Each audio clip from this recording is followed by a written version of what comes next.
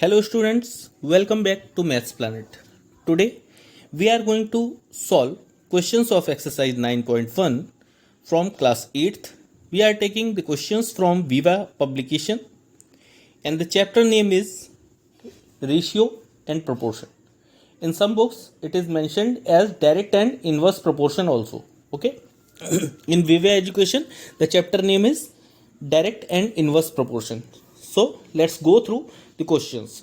But before solving the question number 1, let us understand the concept of direct and inverse proportion. बहुत ज़्यादा बड़ा कोई concept नहीं है. You have to understand the variation in one quantity with respect to the other. आपको एक quantity के respect में दूसरे का वेरिएशन चेक करना है. अगर एक क्वांटिटी इंक्रीज हो रही है और उसके रिस्पेक्ट में दूसरी क्वांटिटी भी इंक्रीज हो रही है, then we will say that these are following direct variation. Like if you are going to market and purchasing some object or any product and the rate is the price is already known to you, तो आपको पता होना चाहिए अगर 1 dozen बनाना की cost अगर आपको लग रही है कि 60 रुपीज़ है तो 2 डजन की क्या होगी, इंक्रीज हो जाएगी. और अगर नंबर ऑफ बनानास जो हैं वो कम कर देंगे तो क्या हो जाएगा, प्राइस भी कम हो जाएगा. राइट. तो एक चीज़ के इंक्रीज होने के साथ जितने प्रोडक्ट आप परचेज कर रहे हो उसके साथ में आपका प्राइस भी इंक्रीज हो रहा है, तो ये बोला जाएगा डायरेक्ट प्रोपोर्शन. ओके. एक और एग्जाम्पल ले लेते हैं हम लोग इनडायरेक्ट प्रोपोर्शनल का या फिर इनवर्स प्रोपोर्शन का. तो उसमें क्या करना है, जैसे आपको एक वर्क है, मान लीजिए एक वॉल प्रिपेयर करनी है. ठीक है. तो उसमें अगर आप लेबर एम्प्लॉय करते हो 2 लेबर्स, तो उन्हें एक वॉल प्रिपेयर करने में 2 डेज लगते हैं. तो अगर आप 4 पीपल को वहाँ पे एम्प्लॉय कर देते हो, 4 लेबर लगा देते हो, फिर 4 पर्सन एम्प्लॉय कर देते हो, तो टाइम कम लगेगा या ज़्यादा लगेगा. जब किसी एक काम को ज़्यादा लोग करेंगे तो टाइम कम लगेगा. तो टाइम और नंबर ऑफ वर्कर्स के बीच में कैसा रिलेशन हो गया, अपोजिट रिलेशन, जिसे हम लोग कहते हैं इनवर्स प्रोपोर्शन. राइट. तो इन्हीं दोनों कॉन्सेप्ट के बेसिस पे हम लोग क्वेश्चन सॉल्व करने वाले हैं इस सेशन में. So let us go through first question of this exercise. It's here on the screen. Which of the following shows the direct variation, height of child and the second variable is given weight as he grows. Okay. जैसे जैसे कोई student, कोई बच्चा या फिर कोई भी एक पर्सन है वो ग्रो करता है, एक चाइल्ड जो है, जो बच्चा है वो ग्रो करता है, वैसे वैसे उसका वेट भी क्या होगा, इंक्रीज होगा. है ना. जब हाइट बढ़ेगी तो बोन्स की लेंथ बढ़ेगी और बोन्स की लेंथ बढ़ने के साथ में हमें पता है कि वेट भी इंक्रीज होता है. तो जो हाइट है वो आपको एक्स से रिप्रेजेंट करके शो कर रखी है and the weight is given by y. तो in increase in x directly proportional to increase in weight, that is y. So we will put it like x proportional to, proportional का sign कुछ इस तरह से बनेगा y. Okay. तो x proportional to y, x का direct relationship है y के साथ में. Next second one is distance travelled x. Distance जो है, जो ट्रेवल की गई है, that is denoted by x and time taken y. If car is moving with the uniform speed, अगर कांस्टेंट स्पीड से चल रही है, जैसे कि 60 किलोमीटर पर आवर स्पीड है, तो 60 किलोमीटर पर आवर की ही स्पीड में जो डिस्टेंस ट्रेवल कर रहे हैं वो टाइम के साथ में इंक्रीज होगी ना. अगर आपने हाफ आवर में 5 किलोमीटर डिस्टेंस ट्रेवल की है तो ऑब्वियस सी बात है कि 1 आवर में इसकी डबल हो जाएगी डिस्टेंस. तो जैसे जैसे आपका टाइम बढ़ेगा वैसे वैसे डिस्टेंस भी क्या होगी, इंक्रीज हो जाएगी. क्लियर. तो इसमें भी क्या है, डायरेक्ट रिलेशनशिप है, डायरेक्ट वेरिएशन है. Next C1, C part of this exercise is wages of workers and number of hours of work. तो नंबर ऑफ आवर्स का मीनिंग है टाइम.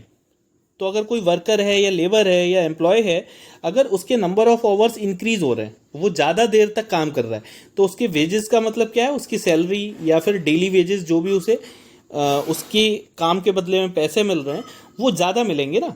तो एक चीज़ इंक्रीज होने पे जो नंबर ऑफ आवर्स है या नंबर ऑफ डेज है वो अगर इंक्रीज होगा तो उसके वेजेस भी क्या होंगे, इंक्रीज हो जाएंगे. So there is a direct variation. Okay. Next one is the number of students and the fees paid by them. ये तो आप लोगों को पता ही है कि अगर 1 स्टूडेंट है, मान लीजिए 300 रुपीज पे कर रहा है, तो स्टूडेंट 2 स्टूडेंट्स कितने करेंगे, 600 पे करेंगे। ओके, एंड इसी तरह से 3 स्टूडेंट्स 900। तो जैसे जैसे नंबर ऑफ स्टूडेंट इंक्रीज होंगे, there fees will also increase in the same way, right. So this is also showing us an inverse variation, right?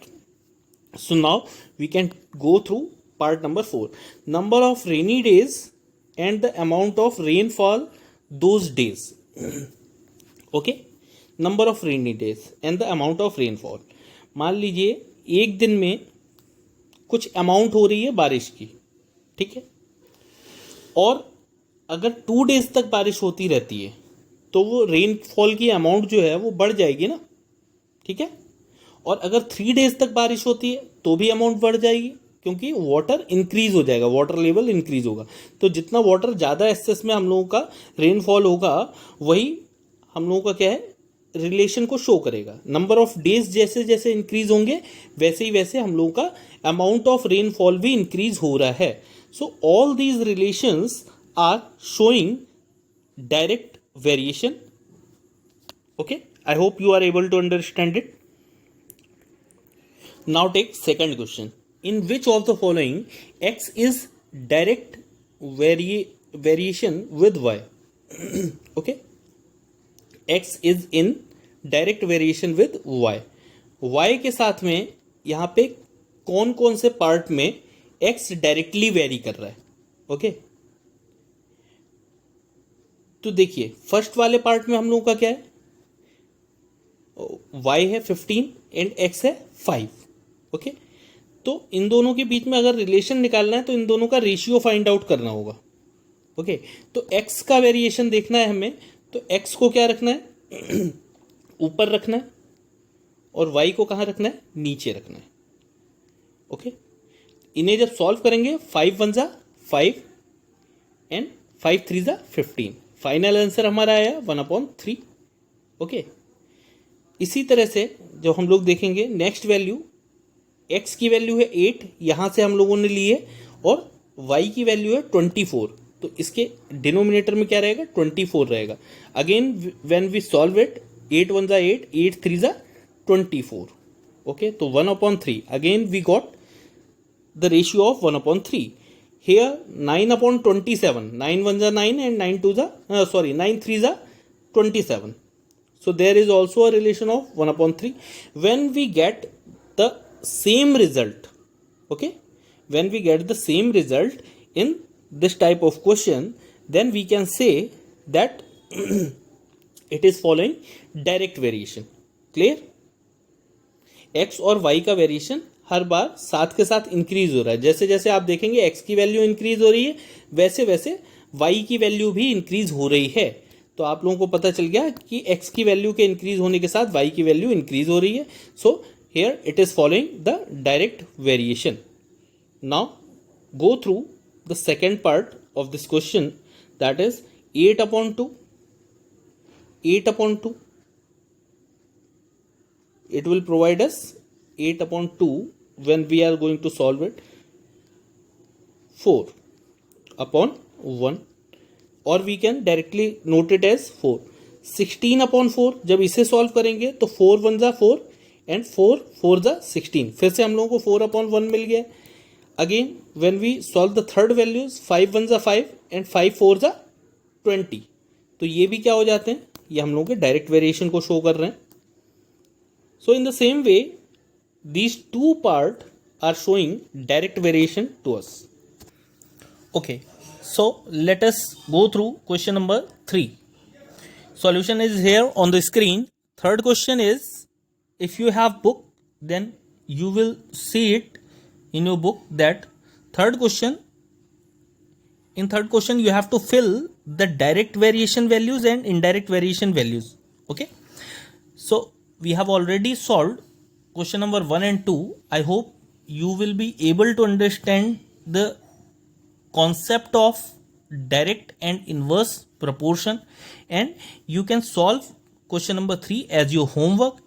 Whatever answer you get as an answer, that you have to share in comment box. We will try to solve your doubts in next session.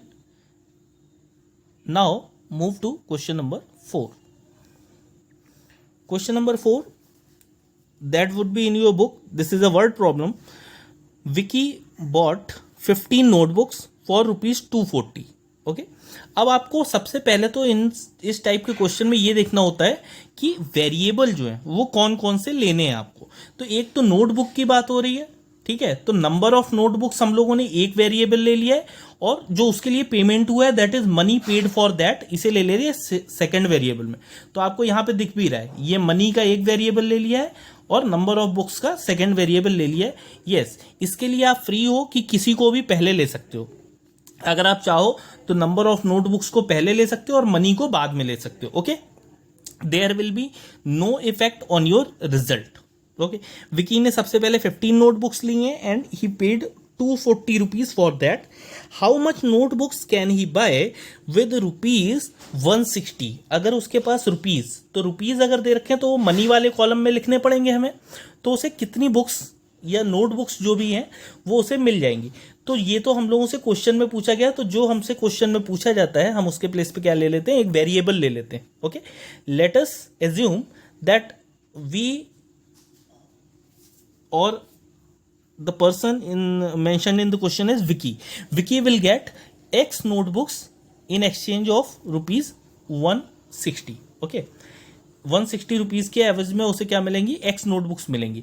अब direct variation है तो ये तो बिल्कुल भी easy है आपके लिए, क्योंकि आपको पता है कि जैसे जैसे नंबर ऑफ नोटबुक्स आप किसी स्टेशनरी शॉप से परचेज करोगे तो आपका बिल भी क्या होगा, ज़्यादा हो जाएगा. अब एक बात आपको समझ में आनी चाहिए कि ₹240 में अगर 15 आ रही थी तो आपके ₹160 में नोटबुक्स कितनी आएंगी, कम आएंगी ना. तो ये डायरेक्ट वेरिएशन हो गया, रुपीज़ कम हो गए तो नोटबुक्स भी कम हो जाएंगी. तो इसे 240 को ऊपर रखना है और 15 को नीचे रखना है. और इसी तरह से न्यूमरेटर और डिनोमिनेटर की बात करें तो 160 को ऊपर रखना है और x को नीचे रखना है. और इन दोनों इक्वेशंस को क्या कर देना है, दोनों फ्रैक्शंस को हमको इक्वल कर देना है. 240 अपॉन 160, देखिए 240 अपॉन 160 तो दिख रहा है, लेकिन है उसी तरीके से. अगर आप इसे इस तरह से लिखना चाहें 240 upon 15, okay, 240 upon 15 equal to 160 upon x. तो एक चीज देखिए आप यहां पे कि अगर आप 15 को इधर लेके जाएंगे राइट साइड में तो ये कहां चला जाएगा, न्यूमरेटर पार्ट में. और ये वाला 160 अगर इधर लेके आएंगे तो ये कहां पहुंच जाएगा, डिनोमिनेटर में. तो क्रॉस मल्टीप्लीकेशन के थ्रू आप 240 के नीचे 160 को ला सकते हैं और ये वाला जो 15 है इसे इस साइड में लेके जा सकते हैं. तो 15 अपॉन x. तो आपके जो सॉल्यूशन में इक्वेशन दे रखी है वो कुछ इस टाइप से दे रखी है, नीचे वाले की तरह, ठीक है. बट हम लोग सबसे पहले एक स्टेप इसे फॉलो करेंगे क्योंकि that will be easy for you, right. क्योंकि आप सीधे सीधे यहां से वैल्यूज देखेंगे और उसे फ्रैक्शन की फॉर्म में इस तरह से लिख सकते हैं. उसे अगर आप कन्वर्ट करना चाहें इस तरह से तो कर भी सकते हैं, और नहीं करना चाहें तो कोई इशू नहीं है. क्योंकि आप देखिए दोनों इक्वेशन में अगर आप क्रॉस मल्टीप्लीकेशन कराते हैं तो इस वाली इक्वेशन को अगर आप क्रॉस मल्टीप्लाई कराएं तो 15 इंटू 160 मिलेगा एंड 240 इंटू एक्स मिलेगा. तो देखिए क्या आ रहा है, 240 इंटू एक्स एंड 15 इंटू 160. ये यहाँ पे स्टूडेंट्स थोड़ा सा मिसप्रिंट है, ये 60 नहीं है, ये 160 है. ओके, इसे करेक्ट कर लीजिएगा. और अगर इन दोनों को देखें नीचे वाली इक्वेशन को तो 240 इंटू एक्स एंड 15 इंटू 160, फिर भी आपको क्या मिलेगी, सेम इक्वेशन मिल रही है, राइट. तो in both way you can note it down, there will be no change in your answer. कोई इशू नहीं है. आगे चलते हैं. अगर हम लोग इसकी क्रॉस मल्टीप्लीकेशन करवाने के बाद आगे नेक्स्ट स्टेप देखेंगे, then you will see x को इसी साइड रहने देते हैं और ये जो 240 है 240 को राइट साइड में मूव कराएंगे. राइट साइड में मूव करेगा तो ये डिवाइड में चला जाएगा. 15 इंटू 160 के अपॉन में आ गया 240. When you will solve it by BODMAS rule and dividing the numerator and denominator by same number, then you will come to know that value of x is 10. इस तरह से आपको क्या मिल गया है रिजल्ट कि आप 160 रुपीज में 10 नोटबुक्स परचेज कर सकते हैं. Okay, so this is answer for your 4th question. चलिए बात करते हैं हम लोग नेक्स्ट क्वेश्चन की, that is question number 5. Concept आप लोगों को समझ में आ ही गया है. अब हम लोग आगे जो भी क्वेश्चन करेंगे थोड़ा सा फास्टली सॉल्व करने की कोशिश करेंगे इसे। Fifth question, you can see in your book, Arushi take 130 minutes to walk a distance of 110 metres. एक आरुषि नाम की गर्ल है, वो 130 मिनट्स में कितना डिस्टेंस ट्रेवल करती है, 110 metre.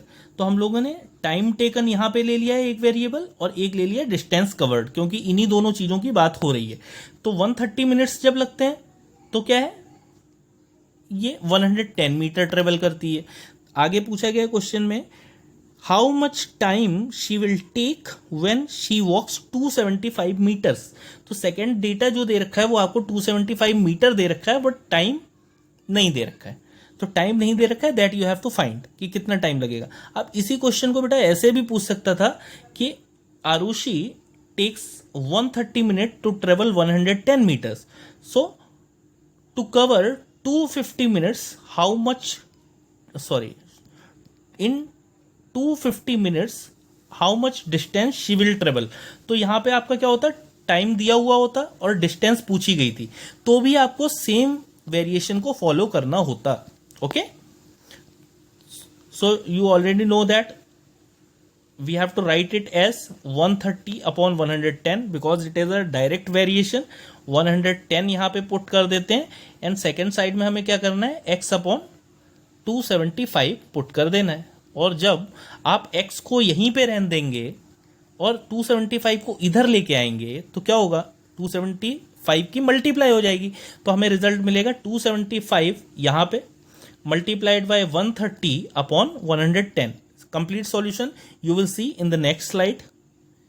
yes, 130 upon x, 110 upon 275, और जब इनकी क्रॉस मल्टीप्लीकेशन होगी तो आपको क्या मिलेगा, 110 की इससे क्रॉस मल्टीप्लीकेशन हुई है और इसकी इससे हुई है। ठीक है, तो 110x लेफ्ट साइड में एंड 130 इंटू 275 राइट साइड में।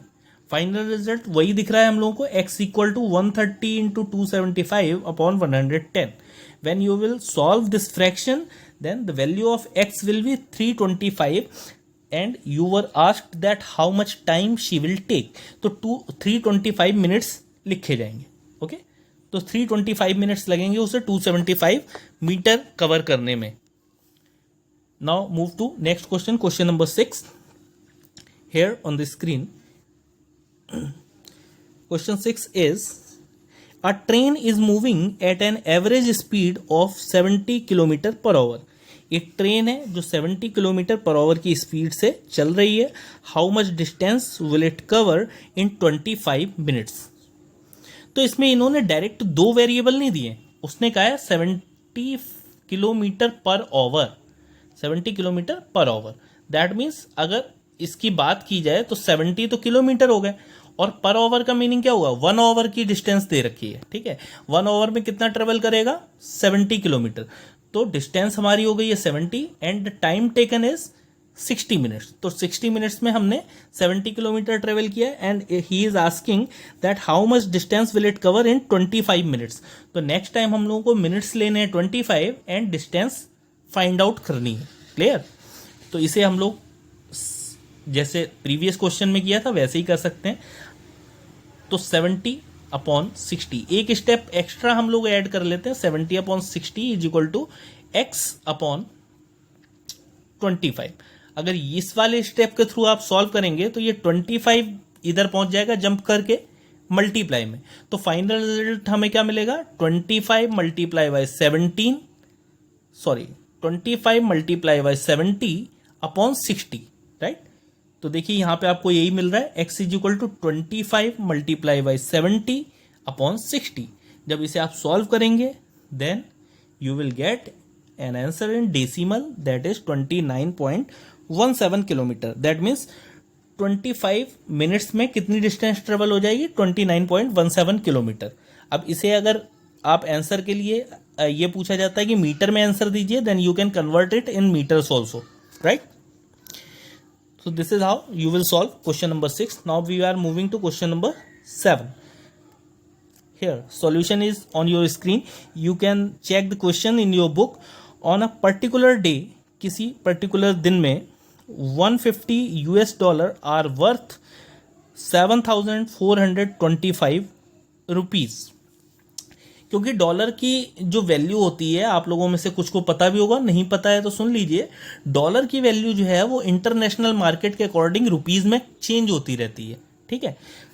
तो किसी पर्टिकुलर डे पे आपके $150 जो हैं उनका प्राइस इंडियन रुपीज़ के अकॉर्डिंग क्या है, 7,425, and he is asking that on the same day what will be the worth of $250। अगर डॉलर्स 150 थे तो उसकी कीमत इतनी थी, और अगर डॉलर्स 250 हो गए तो इंडियन रुपीस कितने हो जाएंगे उसमें, ठीक है, ये पूछा गया है। तो एक बात बताइए, अगर डॉलर 50 रुपीज़ का होता, $1 50 रुपीज़ का, तो क्या होता, अगर $2 ले लिए तो कॉस्ट बढ़ जाएगी, अगर डॉलर्स कम हो गए तो क्या हो जाएगा, कम हो जाएगी वैल्यू। तो यहाँ पे डायरेक्ट वेरिएशन है, आप लोग देख सकते हैं, एक चीज़ के बढ़ने पे जितने डॉलर आपके पास ज़्यादा होंगे उतनी ही रुपीज़ में वैल्यू भी ज़्यादा होगी। So you can see here 150, अगर इसे हम लोग फ्रैक्शन में रखने की बात करें तो 150 upon 7,425 equal to 250 upon x, ठीक है, इस तरह से देख सकते हैं x। तो अगर क्रॉस मल्टीप्लिकेशन कराएंगे तो हमें क्या मिलेगा, 150x इंटू 150x, ये यहाँ पे दिख रहा है, equal to 7,425 multiply by 250। Cross multiplication होके ये हो गया। तो x की वैल्यू जब निकालेंगे तो 150 की तरफ जाएगा राइट साइड में, राइट साइड में जाने पे हमें पता चलेगा कि ये डिवाइड में जा रहा है, ओके, क्योंकि लेफ्ट में ये मल्टीप्लाई में है तो राइट में जाने पे डिवाइड में चला जाएगा। 150 से जब आप डिवाइड करेंगे then the answer will be 12,375, okay. तो ये क्या आ गई, रुपीज़ में वैल्यू आ गई, $250 की जो वैल्यू होगी रुपीज़ में वो होगी 12,375 on that particular day, right. तो ये आपका 7th क्वेश्चन का सॉल्यूशन हो गया है। Now we are moving to question number 8। Question number 8, you can check it in your book. If 5 men or 8 women earn 625 per day, तो 5 men जो हैं, या तो 5 men काम करें या फिर 8 women काम करें, वो दोनों सेम काम करते हैं, ठीक है। तो अगर 5 men की वैल्यू जो है, 5 men का जो वर्क है, तो आप यहां से देख सकते हैं वो किसके इक्वल है, 8 women के इक्वल है। तो 1 मैन का वर्क किसके इक्वल होगा, 8/5 वीमेन के, ठीक है, क्योंकि 5 ये वाला जो है ये इधर आके राइट साइड में अपॉन में पहुंच जाएगा, ठीक है। तो 1 man is equal to 8/5 women, यहां पे आपको दिख रहा होगा 8/5 वीमेन। तो जब 1 मैन 8/5 वीमेन के इक्वल है तो 8 मैन के लिए क्या करना पड़ेगा, मल्टीप्लाई करनी पड़ेगी। अगर आपको जैसे 1 बनाना की कॉस्ट 5 रुपीज़ दे रखी है, ठीक है, 1 बनाना की कॉस्ट 5 रुपीज़ दे रखी है, तो 10 बनाना की क्या होगी, इसकी 10 से मल्टीप्लाई होगी ना, 5 की 10 से। तो इसी तरह से 1 मैन इज इक्वल टू 8/5 दे रखा था, तो 8 मैन क्या हो जाएगा, 8 × 8/5, ओके। तो फाइनल रिजल्ट हमारे पास आया है 8 मैन किसके इक्वल है, 64/5 वीमेन के इक्वल काम करते हैं। 8 मैन एंड 12 वीमेन, 8 मैन की बेटा आप लोग यहाँ पे देख सकते हैं कि ये 8 मैन को विमेंस के टर्म में हम लोगों ने एक्सप्रेस कर लिया है। 8 मैन के प्लेस पे 64/5 विमेन हम लोग रख सकते हैं, और 12 विमेन तो पहले से ही 12 विमेन के ही फॉर्म में। तो 8 मैन के प्लेस पे हमने ये देखिए रखा है 64/5 and 12 women are already there. 12 women क्या है, पहले से ही वहां पे। जब इन दोनों को ऐड करेंगे then you will get a final result 24.8, क्या, वीमेन, क्योंकि ये 8 मैन और 12 वुमेन मिलके किसके बराबर है, 24.8 वीमेन के बराबर। वीमेन ये यहाँ पे लिखा हुआ है, ठीक है, ओके। अब क्वेश्चन को फिर से पढ़ लेते हैं एक बार। इफ 5 मैन और 8 women earn 625 per day, how much would 8 man and 12 women earn per day.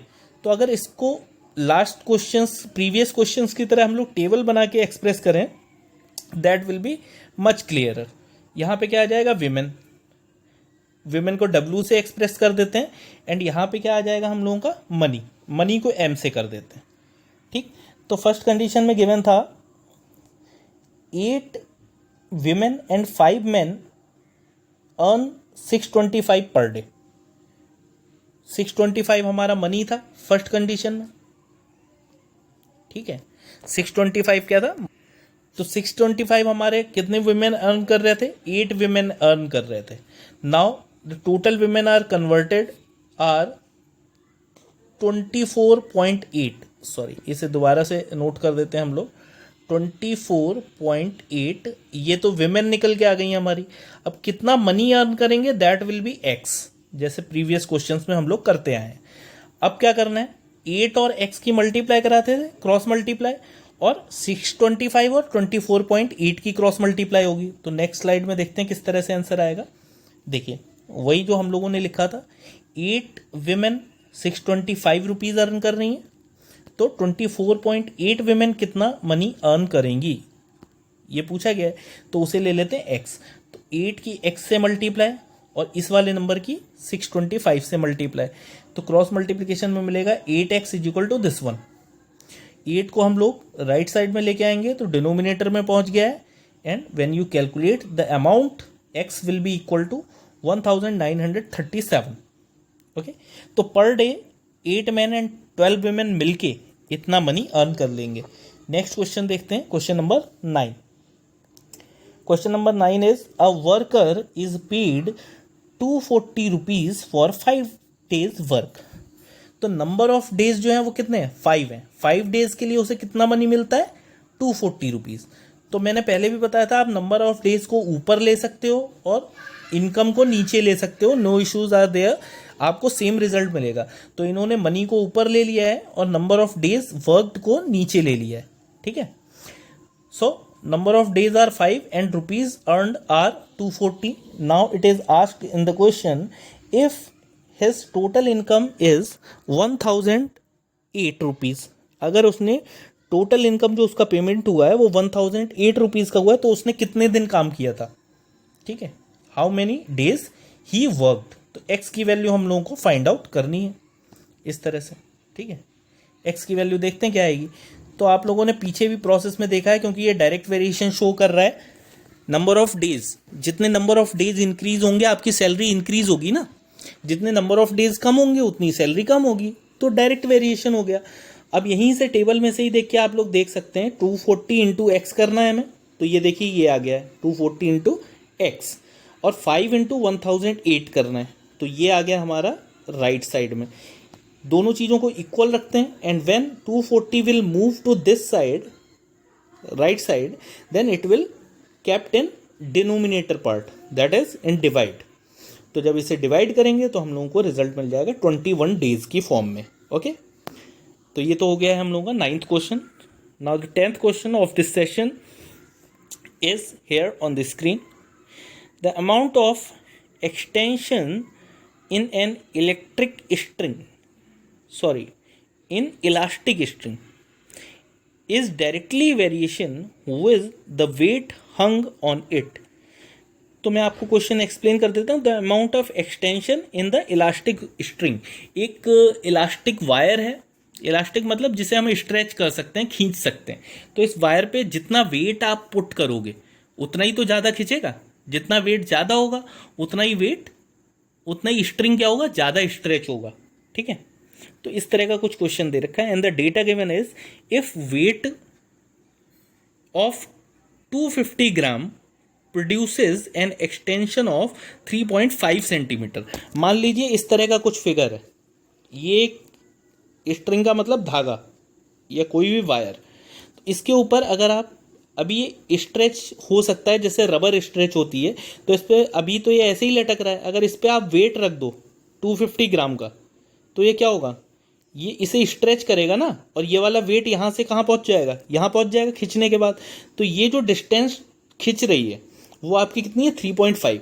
तो 250 ग्राम पे इसकी जो स्ट्रेचिंग है वो है 3.5 centimetre, and it is asked in the question, क्या पूछा गया है, then what weight we should put for extension of 21 centimetre. 21 centimetre अगर हमें वायर को स्ट्रेच करना है तो हमें कितना वेट लगाना पड़ेगा। तो आपको ये तो समझ में आ ही रहा होगा, जितना ज़्यादा वेट रखेंगे उतना ही ज़्यादा हम लोगों का क्या होगा, वायर स्ट्रेच होगा। ठीक है, तो देख लेते हैं। डायरेक्ट वेरिएशन का क्वेश्चन है, x की मल्टीप्लाई 3.5 से होगी, तो 3.5x यहाँ पे दिख रहा है आपको, और 250 की मल्टीप्लाई 21 से होगी, क्रॉस मल्टीप्लिकेशन, तो 250 इंटू 21। ओके, ये तो आप लोगों को अभी तक समझ में आ ही गया होगा। 3.5 को नीचे ले जाना है डिनोमिनेटर पार्ट में, ये भी समझ गए होंगे। And when you will divide it then the result will be 1500। और क्योंकि x की वैल्यू ग्राम में एक्सप्रेस हो रही है, ये यहाँ पे ग्राम है, तो 1500 ग्राम भी लिख सकते हैं आप इसे, या फिर 1.5 किलोग्राम भी लिख सकते हैं। Okay, in both the ways your answer will B correct. So this is how you can solve the questions of direct variation. I hope you are able to understand the concept of direct variation and enjoyed the video. If you have any kind of doubt or query related to this video, then you can put it in comment box. I know that there are 3 remaining sums of this exercise, but those are for your homework. You have to give your answers correctly in the comment box. Okay, then we will see that you are able to get the concept or not. Yes, one thing more, if you like the video, click on the like button and share it with your friends so that they can also subscribe the channel. Meet you in the next video. Till then, take care. Thank you.